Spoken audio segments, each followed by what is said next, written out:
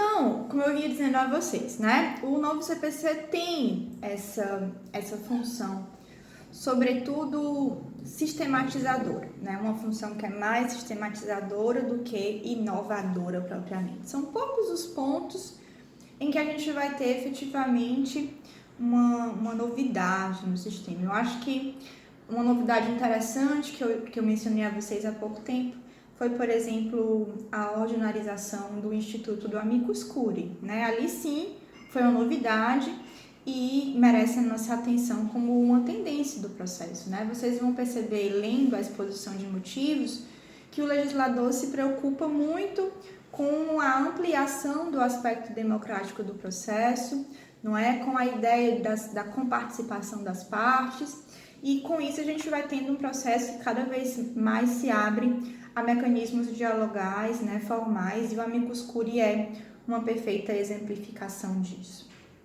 né? Então, tivemos essa análise, né, do novo CPC, do ciclo de reformas, para que vocês entendam, né, essa classificação das ações cíveis em ações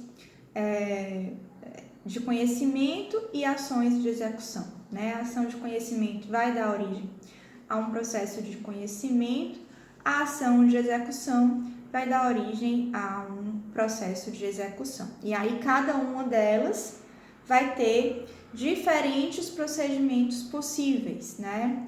No caso do conhecimento, eu tenho o procedimento comum e o procedimento especial, né?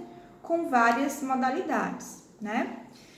Por exemplo, a ação de uso capião, ela tem um procedimento especial, um procedimento que é só dela, é típico dela, né? E vamos ter os procedimentos comuns, que são aqueles procedimentos mais abrangentes, que têm uma possibilidade de aplicação muito mais irrestrita. Então, gente, do mesmo modo a gente vai ter na execução vários procedimentos em espécie, né? Execução de pagamento de quantia, execução de obrigação de fazer e a execução do título extrajudicial e aí por diante, tá certo? Uma coisa, né, que eu acho que vale a pena a gente mencionar nesse ponto em que nós estamos, né, isso é uma matéria que vocês vão ver com mais detalhamento e com mais atenção em processo civil 1, mas que eu acho que já vale a pena vocês irem se ambientando com essa nomenclatura, é a noção de cognição, né? Conhecimento, como eu já adiantei a vocês, tem a ver com essa apreciação, né, minuciosa das questões de fato e de direito que estão subjacentes ao litígio, né? E aí, obviamente, que para eu conhecer de uma questão, né, de um conflito, eu preciso ter uma delimitação do meu conflito, né? Lembrem-se que eu falei para vocês que na primeira fase do processo, uma fase que nós chamamos de postulatória, a gente vai ter a estabilização de vários aspectos do processo, da competência, da relação processual e a definição do objeto litigioso. Em outras palavras, sobre o que as partes estão disputando. Para que o processo seja bem organizado, é fundamental que nós tenhamos clareza sobre a extensão do objeto litigioso, né? A delimitação dele, né? Normalmente o juiz faz isso numa fase prévia, né, do processo, uma fase inicial do processo, que é essa fase postulatória, onde a gente vai ter o que nós chamamos de fixação ou definição dos pontos controvertidos, né? Ou seja, eu preciso aqui primeiro ter o relato do autor e ter a defesa do réu, né? Quando eu tenho esses dois elementos, eu consigo saber sobre o que há disputa, porque às vezes o réu ele não vai contestar tudo, né? Imagine que eu tenho o autor pedindo a condenação, a reparação de danos de 100 mil e o réu se defende dizendo, eu não devo 100, eu devo 50. Então, sobre 50 não há litígio.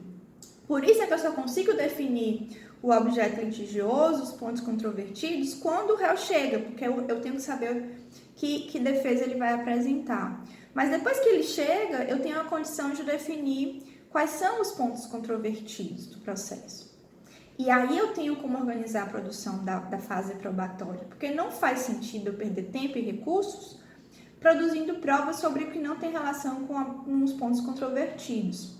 Juliana, você está falando sobre tudo isso por quê? Porque, gente, a cognição num processo de conhecimento depende de uma delimitação que é horizontal sobre a abrangência do objeto litigioso e vertical no que tange à profundidade com que eu vou analisar aquele objeto litigioso. Então, aí nós temos, né, na limitação horizontal, a definição de qual é o objeto do processo. Então, nesse exemplo que eu dei, uma discussão sobre a existência de um dever reparatório a cerca de 50 mil em danos, porque os outros 50 horizontalmente foi excluído do meu objeto litigioso.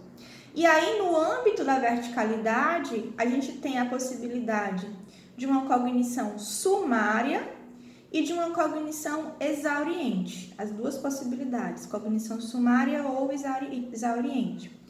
A cognição sumária, ela é típica da tutela provisória.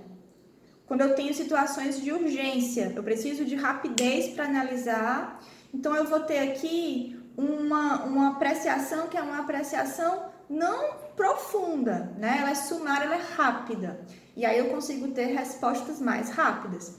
Na cognição sumária, como eu não tive o esgotamento da cognição, é natural que ela dê ensejo a provimentos que são provimentos provisórios. Por exemplo, uma tutela de urgência liminar, cautelar. Aqui, elas geralmente são oriundas de cognição sumária, porque o juiz precisou decidir rápido em razão da situação de risco, ele vai ter que decidir, mas decide de forma não definitiva e sim de forma provisória, em cognição sumária, para que eu tenha ali a cautela do processo resguardada, né?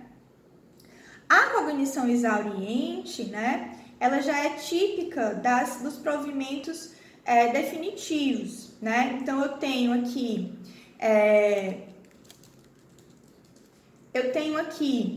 a apreciação dentro de um lapso temporal mais elastecido, eu tenho aqui a possibilidade de produção muito exaustiva de provas, e aí eu tenho o juiz efetivamente tendo a possibilidade de exaurir a cognição na sua profundidade, dando um provimento que é um provimento mais seguro, digamos assim, né? Então, normalmente no processo, eu vou ter situações de cognição sumária e vou ter, ao fim, né, no ponto culminante, uma cognição exauriente com a sentença.